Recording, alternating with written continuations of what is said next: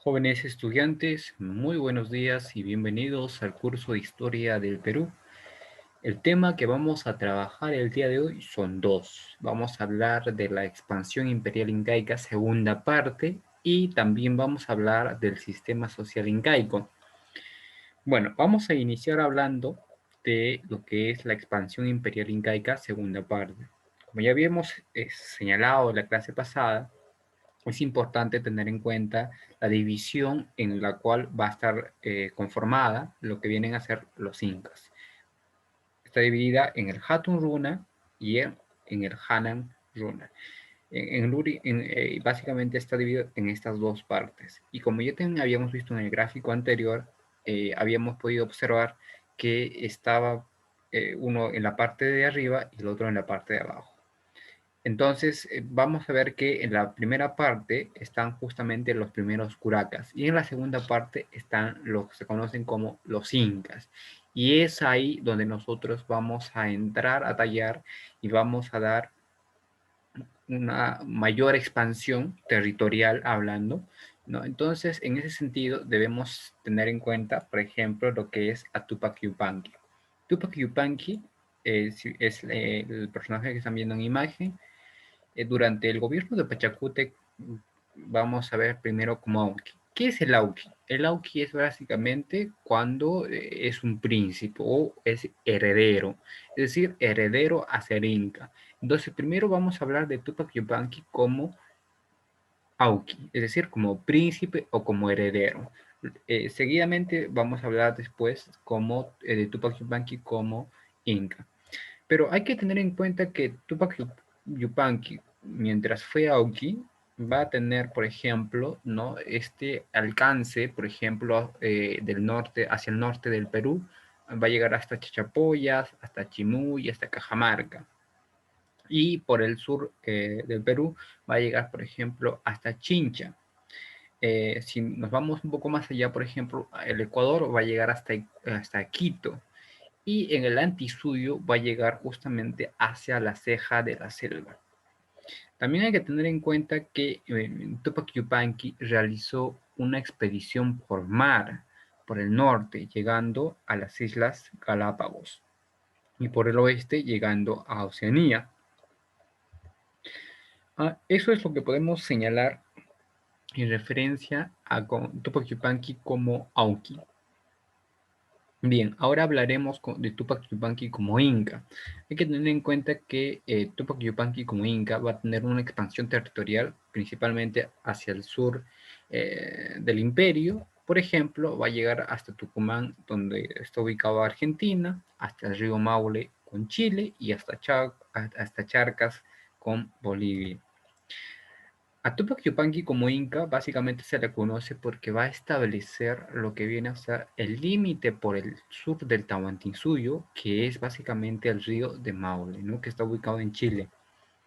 Y finalmente también está el último Inca que va a tener este alto cargo, porque lo que vamos a ver posteriormente es básicamente una sucesión y el conflicto que va a haber entre Huasca y Atahualpa. Pero antes de remontarnos a ello, vamos a hablar de Huayna Cápac, o también conocido como Titu Cusi Hualpa, ¿no? Huayna Cápac es la persona que están viendo ahí. Huayna Cápac básicamente lo que hace es establecer el límite por el norte del imperio. Veíamos que Tupac Yupanqui lo hace hacia el sur. A diferencia de Huayna Cápac lo hace hacia el norte. ¿Cuáles fueron esas zonas? Por ejemplo, va a llegar hasta Río Ancasmayo, Pasto, que está ubicado en Colombia, y también va a cobrar prestigio en Tumibamba, ¿no? Posteriormente, como ya hemos visto también en el proceso justamente de la división que va a haber, justamente va a producirse una crisis política debido a que va a existir una división entre los hermanos, que es Huáscar y Atahualpa, debido a la muerte de su padre Huayna Cápac. Es decir, cuando Huayna Cápac fallece, lo que va a suceder es que uno de sus hijos tenía que asumir, pero este hijo que tenía pues el derecho, o era auqui, por así decirlo, o el heredero, no fallece repentinamente. Y en su lugar, quien va a tener que asumir es Huáscar. Obviamente a Atahualpa esta situación no le va a agradar, no va a ser de su agrado, y lo cual va a desencadenar justamente en un conflicto que posteriormente va a traer justamente abajo el imperio del incaico, ¿no? Pero para ello debemos tener en cuenta lo siguiente. Cuando muere Huayna Cápac, se escoge como heredero a Ninan Cuyuchi. Ninan Cuyuchi murió repentinamente por una extraña peste. Como Ninan Cuyuchi es básicamente fallece, ¿no? Huáscar se convierte en el heredero del imperio. Por ejemplo, él va a solicitar la presencia de su hermano Atahualpa, que vivía en el norte, ¿no? Pero Atahualpa, en un acto de desprecio, ¿no? De rechazo hacia la aceptación, porque también tenía aspiraciones, porque recordemos que Atahualpa también venía a ser otro hijo de Huayna Cápac, pero de otra mujer, ¿no? Entonces lo que se va a observar es justamente ello. Y lo que hace Atahualpa es negar o rechazar, por así decir, la invitación. Y obviamente esto va a desarrollar muchas intrigas y celos contra Atahualpa, llevándose a cabo posteriormente, ¿no? De esa manera, la guerra que tuvo varias batallas, como la batalla de Tumipampa y la batalla de Queipampa, donde finalmente vence Atahualpa. Es decir, el vencedor entre estos conflictos va a ser Atahualpa hacia Huáscar. Todo esto se produjo básicamente simultáneamente con la invasión y conquista de los españoles en el territorio incaico. De manera que Atahualpa, pese a sus triunfos, no pudo llegar al Cusco, porque recordemos que Atahualpa es capturado en Cajamarca, ¿no? Cuando estaba descansando. Y finalmente fue muerto por orden de Pizarro en el año 1533, justamente por los hechos que ya conoceremos en más adelante. Pero para hablar de ello también debemos entender que la sucesión y el correinado. Hay que tener en cuenta que la sucesión en el gobierno y el reinado de los incas fue de carácter hereditario. Sin embargo, no primaba, por ejemplo, el derecho de primogenitura. Por ejemplo, es decir, entre ellos el hijo primogénito o mayor no fue obligatoriamente el sucesor, sino el hijo más hábil. Esta medida se va a dar básicamente con la finalidad de que los más altos cargos estuviesen ocupados por personas inteligentes y apropiadas para el gobierno. Desde entonces, el joven comenzaba básicamente a actuar junto a su progenitor, acompañándole incluso en las acciones militares, con el fin de adiestrarse en los pormenores de la administración económica, social, política, militar, jurídica y religiosa. De esta manera, cuando el Inca fallece o se retiraba, el heredero del trono entraba a gobernar con pleno conocimiento de sus deberes y obligaciones. Aquí se puede observar justamente que lo que se hace es preparar a Alauqui, que es el hijo heredero, justamente para ir al gobierno y ya tener el expertise necesario para gobernar sin tener ningún conflicto, pues ya debía conocer de antemano esa situación. El otro tema que debemos de hablar es justamente el sistema social incaico.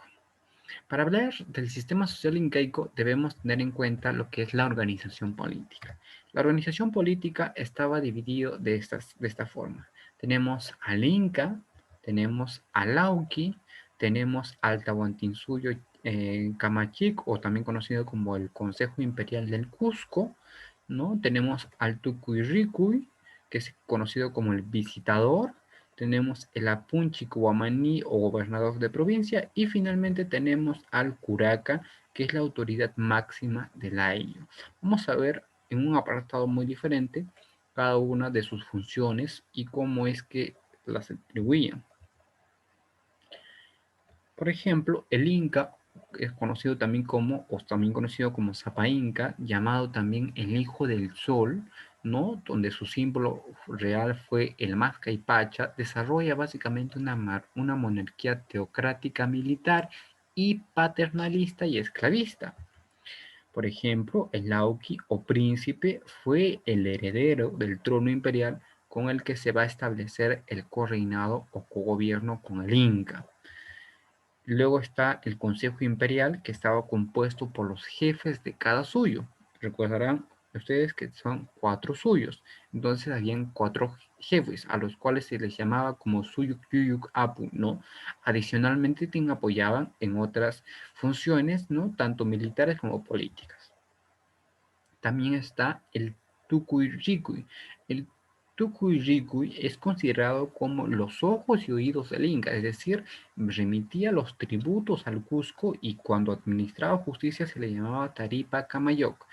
El Tucuyricui era básicamente el encargado de supervisar y velar que todo se estuviese cumpliendo de acuerdo a lo que el Inca había establecido. Luego también está el Apunching. El Apunching básicamente va a tener facultades civiles, penales, militares, económicas y administrativas. Inspeccionaba además, vigilaba y resolvía, ¿no? Todo las obras públicas. Finalmente está el curaca.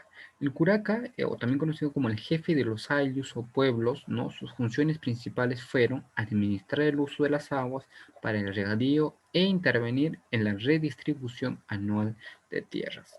Entonces, por ejemplo, también algo importante que hay que tener en cuenta es la relación que existía entre el Inca y el curaca. Básicamente, el Inca daba una orden y el curaca era el intermediario para comunicar a la población en general de estas medidas que el Inca pudiese tomar. Entonces, esa va a ser la relación que van a tener. Luego también debemos de hablar de la organización social.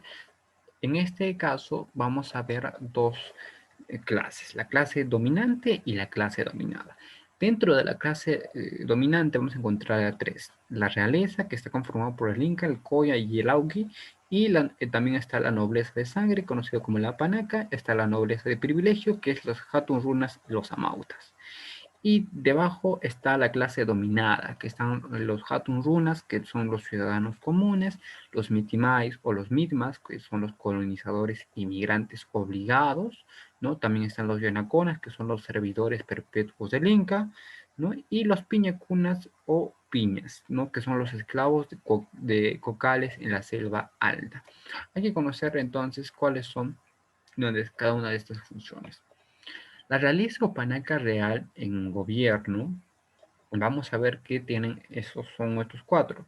Es el Inca, que es el hijo del sol, la Coya, que es la esposa principal del Inca, el Auqui, que es el príncipe heredero, como ya lo señalé anteriormente, ¿no? Luego está el Pihuichuris, ¿no? Que son otros hijos con otras mujeres, y está también la nobleza.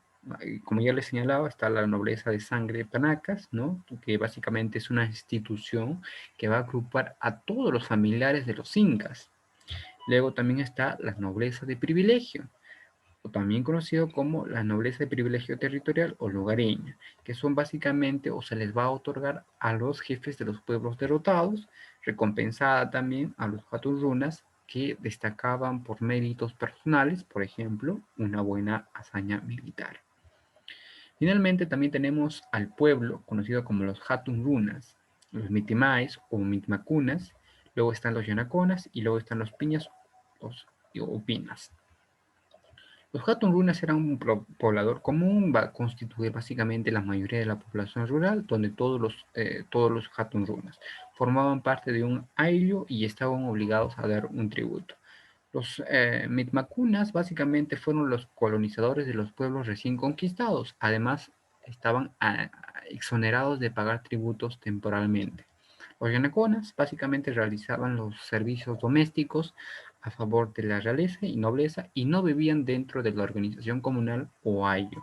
Y finalmente están los piñas o pinas, que son los prisioneros de guerra o desterrados de por vida a la selva alta o ceja de la selva para la producción de la coca. Pero todo esto estaba basado en la moral incaica, que estaba fundamentalmente en tres aspectos. El ama sua, que significa no seas ladrón, el ama yuya, no seas mentiroso, y el ama aquella, no seas ocioso. A partir de esos tres fundamentos es que el imperio incaico va a tener este sistema y lo va a implementar durante todo su estadio. Muy bien, jóvenes estudiantes, hasta aquí la clase del día de hoy. Espero que les haya gustado. Nos volveremos a reencontrar en la siguiente semana.